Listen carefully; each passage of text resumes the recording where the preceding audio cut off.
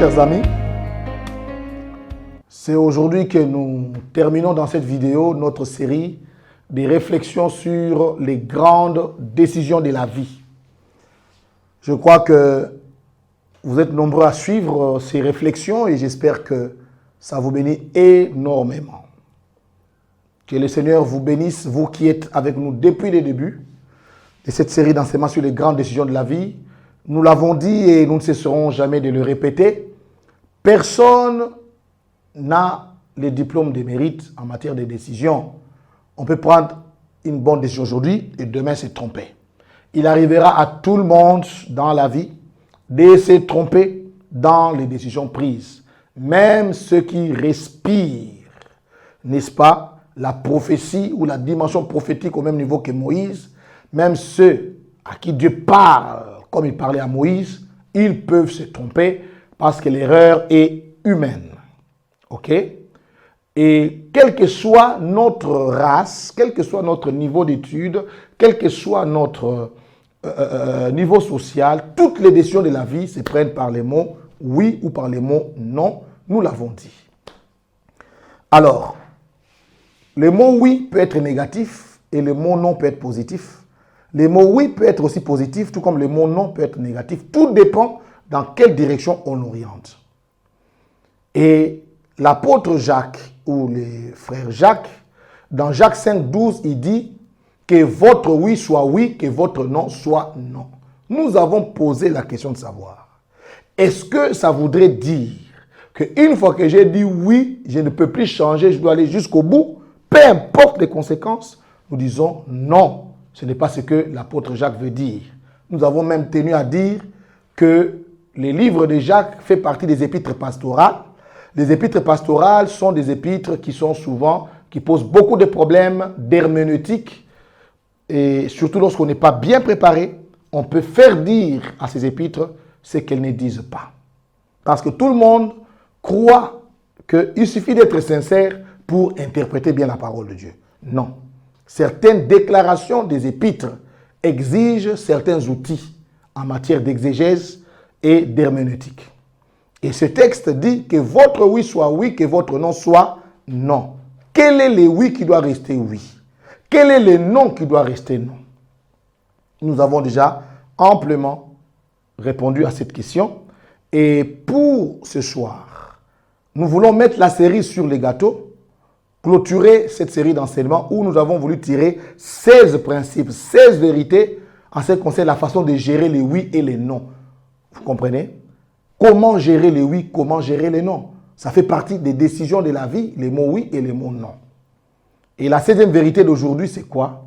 Les meilleurs oui de votre vie, c'est les oui que vous avez dit à Jésus. Gloire au Seigneur. Le meilleur oui de votre vie, c'est le oui que vous avez dit à Jésus. Et le meilleur non de votre vie, c'est le non que vous avez dit à Satan et au monde. C'est le non que vous avez dit à Satan et au monde, ainsi qu'au péché. Vous comprenez? Quelqu'un qui a dit oui à Jésus, son oui doit rester oui. Celui qui a dit non à Satan, son non doit rester non. C'est là que nous pouvons appliquer de manière littérale cette déclaration du frère Jacques dans Jacques 5,12. Frères et sœurs, quand vous avez dit oui à Jésus, soutenez votre oui que vous avez dit à Jésus. Parce que Jésus a aussi des choses qu'il fait dans votre vie pour soutenir les oui que vous lui avez dites. Dieu est comme ça. Il a le sens des engagements. Je reprends ce que je disais. Dieu a le sens des engagements. Vous avez dit oui à Jésus, il a des choses qu'il va faire dans votre vie parce que vous avez dit oui à Jésus. La Bible dit, il ne permettra pas que ton pied chancelle. Voilà les choses que Jésus fait. Voilà les choses que Dieu fait pour renforcer votre oui. Il dit que 1000 tombent à tes côtés, 10 000 à ta droite, tu ne seras pas atteint. Pourquoi Dieu fait tout ça? C'est pour renforcer les oui que toi tu lui as dit. Mon frère, ma soeur, le meilleur oui de votre vie, c'est les oui que vous avez dit à Dieu. C'est les oui que vous avez dit à la volonté de Dieu. C'est les oui que vous avez dit au plan de Dieu pour votre vie. Ces oui-là doivent rester oui. En cette année nouvelle, continuez à dire oui à Jésus. Continuez à dire oui à la parole de Dieu. Celui qui a dit oui à Jésus doit dire oui à la Bible. Celui qui a dit oui à Jésus doit dire oui à l'église. Tu dois avoir une église locale. Et pour moi, l'église locale, ce n'est pas nécessairement un temple moderne. Pour moi, l'église locale, c'est là où 2 ou 3 sont réunis en son nom. Ça peut être une église des maisons, de 3 personnes, de 5 personnes. Parce que je crois aux églises des maisons. Aujourd'hui, la notion même de l'église locale, c'est toujours un temple moderne, climatisé. Je ne parle pas nécessairement de cela.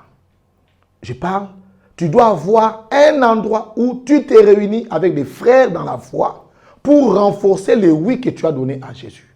Parce que le meilleur oui de ta vie, c'est celui que tu as dit à Jésus. Et la Bible dit, celui qui a le Fils a la vie. Celui qui n'a pas le Fils n'a pas la vie. Je voudrais que tu prennes la plus grande décision de ta vie. La plus grande décision de ta vie, ce n'est pas celle de voyager. La plus grande décision de ta vie, ce n'est pas celle de te marier. La plus grande décision de ta vie, ce n'est pas celle de choisir quelle faculté faire à l'université. La plus grande décision de ta vie concerne ton éternité. La Bible dit qu'il est réservé à l'homme de mourir une seule fois, après quoi vient le jugement. Nous sommes au temps de la fin. Le vrai besoin de ta vie, mon frère, le vrai besoin de ta vie, toi qui me suis, c'est Jésus-Christ. Le salaire ne peut pas combler ton cœur.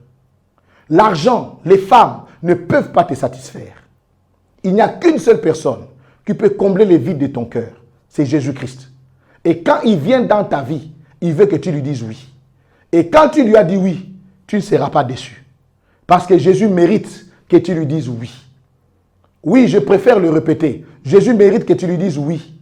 Et des fois, à cause du oui que j'ai dit à mon Jésus, je peux dire non à plusieurs autres choses.